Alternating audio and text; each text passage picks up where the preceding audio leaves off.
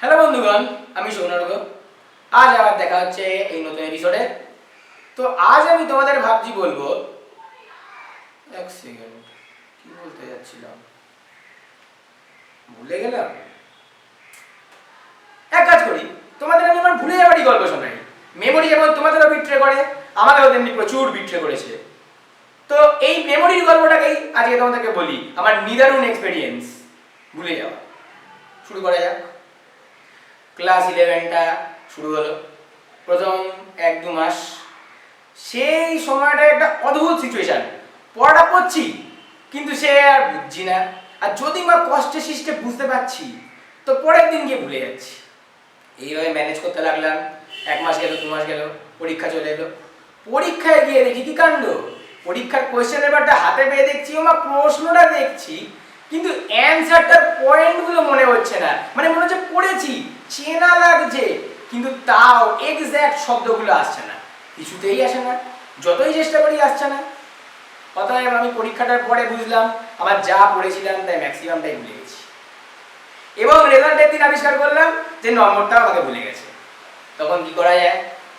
বাড়িতে এসে মনের দুঃখে আমি শুয়ে পড়লাম আর ভাবতে লাগলাম যে আমাকে এতদিন অনেকেই বলেছে যে ছোটবেলায় নাকি আমার দারুণ মেমোরি ছিল, তখন নাকি আমি নাটক শুনে শুনে আমার মুখস্থ হয়ে যেত, লাইন বাই লাইন গল্প মায়ের মুখে শুনতাম, শুনে শুনেই আমার মুখস্থ হয়ে যেত। এরকম ফেভারিট মেমোরি, এরকম দুর্দান্ত প্রতিভা। কিন্তু এখন কোথায়? এখন আমি একটা প্যারাগ্রাফ পর্যন্ত মুখস্থ করতে গিয়ে হিমশিম খেয়ে যাচ্ছি। কি অবস্থা!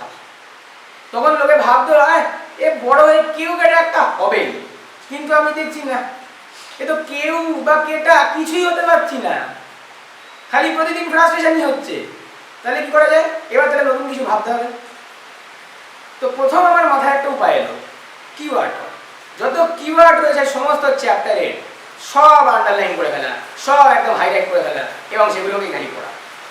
তো যেমন ভাবা তেমনি কাজ, কিওয়ার্ডগুলো সব আন্ডারলাইন করতে বসে গেলাম। পরীক্ষার পরে পরীক্ষার জন্য যা যা চ্যাপ্টার রয়েছে সব একদম ওইভাবেই রেডি হলো। একবার করে চ্যাপ্টারগুলো পড়লাম আর পড়েই তারপরে সব কিওয়ার্ড আন্ডারলাইনিং আর পড়া। এভাবে আমার কিছুদিন গেল। পরীক্ষার হলে যাওয়ার আগে ভাবলাম, বাহ, এবার তো এখন সব কিওয়ার্ড আসল শব্দগুলোই পড়ে ফেলেছি, তাহলে আর কি, এবার তো রেজাল্ট একদম ফাটিয়ে দেবো। কিছুই হলো না, রেজাল্ট জেগে সেই হলো, আমার ইজ্জতটাই আবার ফেটে গেল। বাড়ি এসে আবার সেই এক কথা শুনতে হলো, পড়াশোনা কিছুই হচ্ছে না।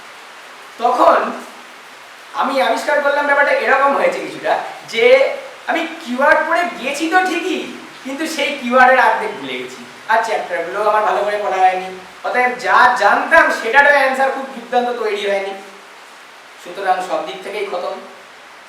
আমি আবার বসে পড়লাম আর ভাবতে লাগলাম, এবার তাহলে কিছু একটা অন্য করতে হবে। কি করা যায়, কি করা যায়? আমি ইন্টারনেট ঘাঁটতে লাগলাম। ইন্টারনেট ঘাঁটতে ঘাঁটতে দেখি না, অনেকে একটা জিনিস বলছে, অ্যাক্টিভ রিকল। জিনিসটা কিচ্ছু না, বলছি সহজ জিনিস, যা সারাদিন আমরা পড়লাম, এই গোটা জিনিসটাকে কোনো একটা ফ্রি টাইমে হয়তো এরকম বসে আছি, তখন এক কাজ করা যায় যে যা যা পড়েছি একদম সব কটাকে মাথায় মাথায় ঝালিয়ে নেওয়া। তো যেমন ভাবা তেমনি কাজ, আমি আবার বসে বললাম একই কাজ করতে, একদম যা পড়েছি সারাদিন রিকল করা। কয়েকদিন গেল এভাবে। তারপরে আমি আবিষ্কার করলাম যে মোবাইলে যেমন যেটা হয় যে কোনো দরকারি কাজ করতে আমরা মোবাইলটা খুললাম ঠিকই, কিন্তু 4 মিনিট করার পরে 5 মিনিটের মাথায় দেখি আমরা আপনা থেকে কিভাবে আমরা ইউটিউবে চলে গেছি, রিলস দেখতে বসে গেছি, ব্যাস কাজ শেষ। সেম গল্প আমারও। আমি 4টে ফর্মুলা খুব কষ্ট করে মনে করলাম, ভাবলাম আচ্ছা বেশ ভালো হচ্ছে, তো এগোচ্ছে মেথডটা। 5 নম্বর ফর্মুলাটা আর মনে করতে পারছি না। আর কি, তখন আমার মাথায় ভিড় করে বসে রাজ্যের যত অন্য জিনিসপত্র, কখন কোন বন্ধুর সঙ্গে আমার ঝগড়া হয়েছে, কখন আমার নতুন একটা সিরিজ দেখতে পাচ্ছি, কখন সেই অ্যানিমেটেড নতুন এপিসোড বেরিয়েছে আমাকে দেখতে হবে, এই সব নিয়ে হাজারো জিনিসপত্র ঘেঁটে গেল। পুরো মেথডটা একদম চলে, পড়াশুনো পণ্ড। তো অ্যাক্টিভ রিকলের রিকলটাই হলো না, তাহলে কি করা যায়? এবার একটা অন্য মেথড নিতে বসতে হয়।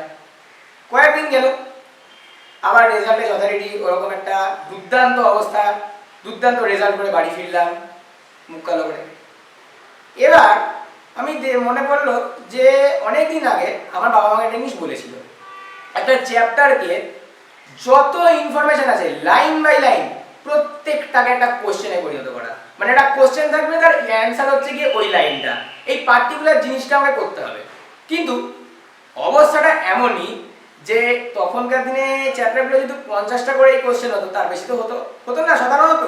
তো তাই জন্য তখন আমার সুন্দর হয়ে যাচ্ছিল, রেডি হচ্ছিল, বেশ কাজও দিয়েছিল। কিন্তু এখন দেখি ও বাবা, এখন তো চ্যাপ্টারে 150টার উপরে প্রশ্ন পড়তে বসলে কবে আমি চ্যাপ্টার পড়বো, কবে আবার তার প্রশ্ন বানাবো, তার আবার অ্যান্সার, আর সে আবার পড়ে আমি পরীক্ষা দিতে যাবো। ও মা গো, আমি দেখেই ছেড়ে দিলাম, না আমার দ্বারা এভাবে হবে না, সব পণ্ড। তখন ফ্রাস্ট্রেশনের মধ্যেই আমি চলছি আর ভাবছি আর কি কিছু করবো। এরকম বোর্ডসের তখন প্রায় 1-2 মাস বাকি। এই সময় একদিন হঠাৎ করে আমার মাথায় স্ট্রাইক করলো একটা নতুন জিনিস। আমি তো একটা বই কিনেছি PYQ এর বিভিন্ন সাবজেক্টের, তো এরকম প্রশ্ন তো ওখানেই করা আছে, একদম সুন্দর করে একটা প্রশ্ন, তার একটা মডেল অ্যান্সার। আমি ভাবলাম এক কাজ করলেই তো হয়, এই কোশ্চেনগুলোকে ঢাকা দিয়ে যদি অ্যান্সারগুলো বলি বা লিখি, আর তারপরে ওটার সাথে মিলিয়ে, মডেল অ্যান্সারটার সাথে মিলিয়ে সব কটা পয়েন্টগুলোকে একবার দেখে নিই, ঠিকঠাক করে নিই, কারেক্ট করে নিই, আর আপনার সব কটাকে মুখস্থ করে ফেলি, তাহলেই তো হয়। একদম মডেল রেজাল্ট করে সবাইকে তাক লাগিয়ে দেবো। তো যেমন বাবা তেমন কাজ, আবার লেগে বললাম কয়েকদিন, একদিন গেল, 5 দিন গেল, এরকম চলতে চলতে দেখলাম ও বাবা, এতেও গোলমাল। মেথডটা জবরদস্ত, কিন্তু মেথডটা খারাপ ছিল না। কাণ্ডটা কি হলো সেটা হচ্ছে, আমি এটা যখন গিয়ে শুরু করলাম তখন এটা করারই কথা না, উচিত ছিল বছরের প্রথম থেকে করা, কিন্তু এই 5 দিনে তো এটা হয় না, কারণ একটা চ্যাপ্টারে এতগুলো প্রশ্ন, আর সে তো আর খালি ছোট ছোট প্রশ্ন না, MCQ আছে, শর্ট অ্যান্সার আছে, আবার লং অ্যান্সারও আছে, সব এবার একদম অবিকল মুখস্থ করে বলা, একদম অ্যান্সার কারেক্ট করা, পয়েন্টগুলো দেখা, এত কিছু করতে করতে একটা চ্যাপ্টারেরই এক বেলার বেশি লেগে যায়, দুটো চ্যাপ্টারেই 3 কভার। এভাবে কি আর সিলেবাস শেষ হয়? তখন আমি বুঝলাম না, আমার এই তরিটাও তীরে এসে ঢুকে গেল। কিন্তু দেখলাম বোর্ডে তখন আর কয়েকদিনই হাতে রয়েছে, তো যা থাকে কপালে, এর আগে যা যা করেছি সবকিছু মিলিয়ে লেগে পড়ি, এরপরে যা হয় হবে। তো এন্ড অফ দ্য ডে ভালোই হলো বলবো। তো এত কিছু করে যেটা বুঝলাম সেটা হচ্ছে মোরাল অফ দ্য স্টোরি, আমাদেরকে সবাই ভগবান আলাদা আলাদা মেমোরি দিচ্ছে, ঠিক আছে? কারোর একটু ভালো, কারোর একটু কম ভালো। কেউ একবার করে একটা চ্যাপ্টার পুরো মুখস্থ করে বলতে পারে, আমরা পারি না।